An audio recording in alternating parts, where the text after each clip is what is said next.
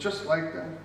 My own daughter is unique to me, and the bond of love, or my own son, and the bond of love between me and that individual is of a quality in the experience of all creatures and all created things that is distinct.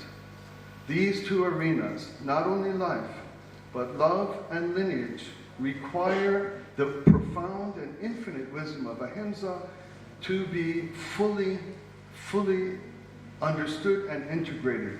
This might be a bridge to the type of problem that I just described earlier, in which we need a doctrine to face. Should an assailant be about to do harm to my own children or my own wife, what is an appropriate action? What is the highest action there?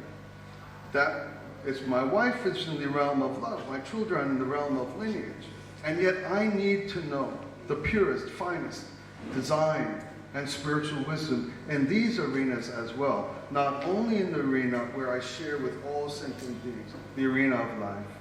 So these are some preliminary thoughts that I put together in the context of the life I try to live. I try to encourage and create interreligious engagement, because we can't merely be polite and go our separate ways. Too much is at stake, exactly as the professor before me just explained, and we all know. Too much is at stake. So we have to work through differences in a real deep and honest way. I thank you for my time. Somehow I didn't get the warning. I was afraid much of the time, but maybe the gentleman was just polite to me. But I do thank you for your time and attention. Thank you very much. Thank you. You ended well in time, my compliments. Thank you. So, Dr. Kaufman spoke about the ahimsa, importance of ahimsa. He also emphasized the role of moral and spiritual education and the interfaith and interreligion relationship for tolerance and for the increasing trust is important. Human experience of love and life beyond is extremely important. So very important points he touched in his talk. He also kept to the time and gave a very central message that is with us. Thank you very much for your talk. Now, the next speaker is Birkan Unvar. Birkan Unvar is originator and founder of Light Millennium Organization. She has been the executive producer and director of film since inception and is head of the NGO representative of the Organization of United Nations Department of Public Information since its association.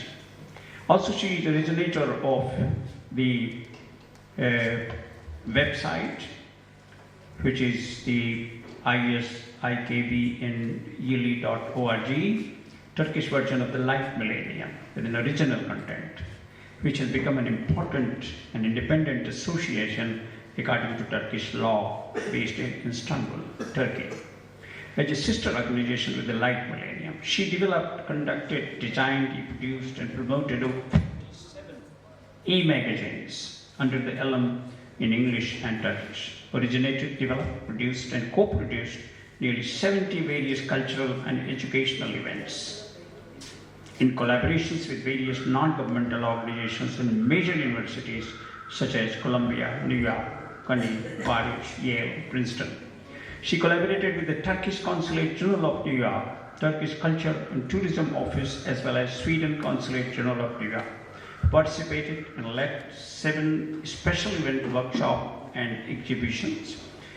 Events during 59th, 60th, 61st, 64th, and 66th annual UNDPI NGO conferences on behalf of Life Millennium Organization. With this introduction, I invite Birkan Unvar to get it ahead. 15 minutes you have. 15 minutes you have. Thank you so much, moderator, and I'm privileged and honored to be on an academic panel. I am from the civil society, and I have a Master of Arts in Media, but my work, and I was born in Turkey as a secular country and turned to fundamentalists, and I live in the US long enough, over 30 years, So I have both experience. So I want to bring him from the secularist perspective, whether in reference to the subject of our session, whether religion education should be part of the nonviolence or not. I have a different angle, taking the secular point that should not, based on the Turkish experience and mobile. So with that, as first, I'd like to thank to Dr. Gandhi. I really admire greatly, he never gives up, and I wanted to come just to pay tribute and appreciate his willingness and commitment and compassion in engaging us. From the first time I attended the Annual Conference in 2008, it was the same, and this time, and I said, I must go this time. I couldn't make several ones, but thank you, Dr. Gandhi. I really appreciate your trust in me. I hope I will be able to contribute to that. And I also like to thank to conference chairs and committee, and everyone helped me once I arrived here greatly. Thank you. So my topic is, as you see, and as I explained, the title is Secularism is the Only Path to Embrace All Religions and Belief Systems, including non-believers, and offer security for all. And I'd like to make a parenthesis. Actually, initially I prepared this presentation for the UN 68 Civil Society Conference and presented as part of Anura's workshop in Salt Lake City last August, and then I modified based on Dr. Gandhi's suggestion for this session. So it was initially for the Anura, and again here for the Anura. So I might not able to go all, but just lay out, so the PowerPoint will be available. So first I'd like to give this quotation to lay out the tone. By Mustafa Kemal Atatürk, founder of Turkey, humankind is made of two entities, man and woman. How could it be possible for the whole to progress if we let one half progress and neglect the other? So in this presentation, I will touch on what is secularism, a secular manifesto. It's going to be a banquet, as long as time enough allows me. Universal Declaration of Human Rights, because we always refer what are really. But I will briefly touch on 1, 3, and 19, articles 1, 3, and 19. And then secularism is human-centered, children, education, youth, women in connection with this session, and Universal UN Security Council Resolution 1325 on peace, women, and security, and secularism, where I bring it that we still couldn't have in the world security for women, no non-peace, no peace, no security for all. So secularism has been pushed away and pushed out, and that increased the violence, in my opinion, and conclusion. But I'd like to add two quotations in connection with the secularism. First one is Mustafa Kemal Atatürk, again, because the founder of Turkey as a secular country in 1923. My people are going to learn the principle of democracy, the dictates of truth, and the teachings of science. Superstitions must go. Let them worship as they will.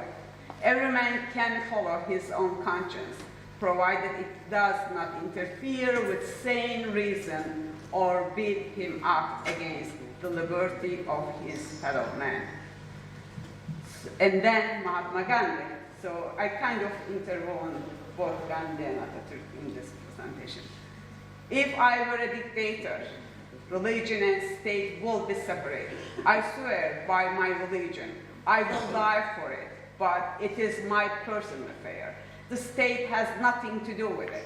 The state will look after your secular welfare, health, communications, foreign relations, currency, and so on, but not your or my religion.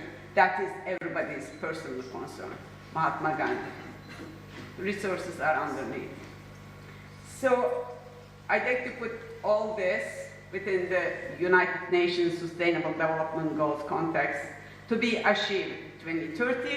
We are far away and we are going backwards, not forward. So something has to be done within the next 10 years. So what is secularism? I selected several quotations from several resources, so it's not one way or one line of presentation. The belief that religion should not play a role in government, education, or other public parts of society. This is Merriam-Webster.com. Secularism is a principle that involves two basic propositions. The first is the strict separation of the state from religious institutions. The second is that people of different religions and beliefs are equal before the law. That has been removed in Turkey, unfortunately. And this is from the National Secular Society, secularism.org UK. The separation of religion and state is the foundation of secularism. It ensures religious groups don't interfere in affairs of state, that the state doesn't interfere in religious affairs. Again, from secularism.org. Article 20 of Japan's constitution, written in 1946, states the following: freedom of religion is guaranteed to all. No religious organization shall receive any privilege from the state, nor exercise any political authority. No person shall be compelled to take part in any religious act, celebration, rite, or practice. The state and its organs shall refrain from religious education or any other religious activity, psychology today. And then the next one. Secularists are not against the right of individuals to have a religious faith. Why they oppose is special treatment for religious beliefs and organization, BBC. So the reason also I select quotations, because living in the US and looking at what is how is perceived secularism in the US, and I found out, and I was really shocked and so disappointed. It was, it has been emptied. It's like, how democracy, how human rights, it's like an atheism, it's like an extreme civil society group, a group of activities. It's not like, whole, it has a political science and history and whole political system. It's like, it's diminished. It's an atheist. It's just like, I was shocked. And there are several groups promoting such this. So, and people say, oh, secularism is atheist. So, like, as if it's kind of rejects all forms of religion versus, in contrary, embrace all. So, therefore, I kind of felt to lay out this to, of course, not specifically this audience, but just the general, put the frameworks that secularism is not what they trying to empty it out. So, again, another resource from a secular manifesto by Evan Harris. Secularism is unfairly characterized and attacked by religious leaders as a way of seeking to protect their privileges. Secularism is not atheism, lack of belief in God, and nor is it humanism and non-religious belief system. It is a political movement seeking specific policy endpoints. Many secularists are religious, and many religious people recognizing the value of keeping government and religion separate are secular. Secularism seeks to defend the absolute freedom of religious and other belief, seeks to maximize freedom of religious and other expression, and protect the right to manifest religious belief insofar as it does not impinge disproportionately on the rights and freedoms of others. So I'm just gonna move to the next one. The second one is the Universal Declaration of Human Rights. So unfortunately, next year, UN is celebrating 75th anniversary.